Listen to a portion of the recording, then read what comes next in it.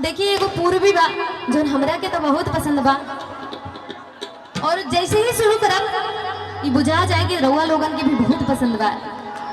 आंगूरी में डसले बिया नगिनिया रे ननदी दिया ना जरा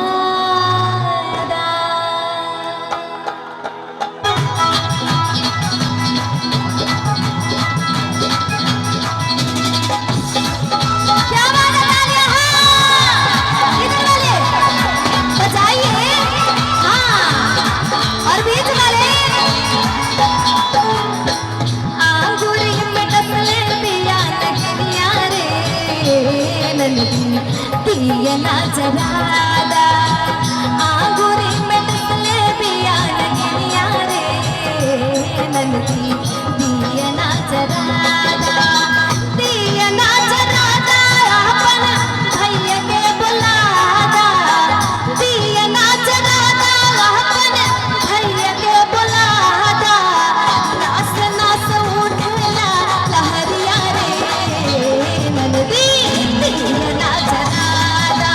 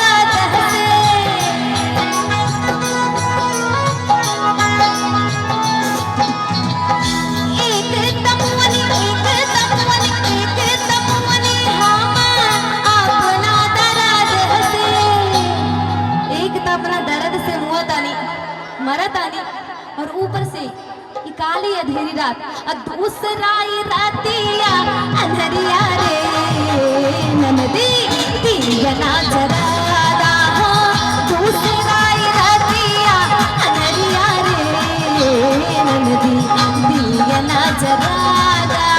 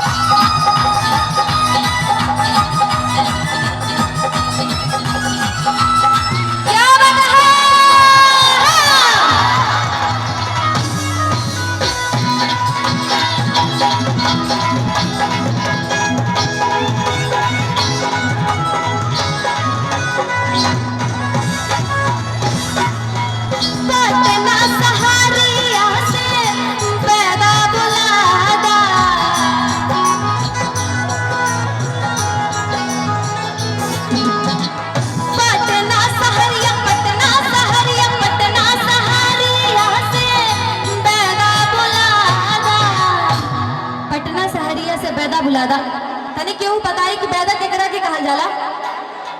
देखिए यहाँ अगर वो सवाल बने तब पक्का भोजपुरी समझत होकर बैदा केकरा के कहल जाला। बैदा किसको बोला जाता है? इधर वाले बहुत शांति से बैठे हैं। हाँ सही पकड़े हैं आप। अरे पटना सहारिया से कि बैदा बुलादा डॉक्टर के बुलादा काहे कि ओ नहीं से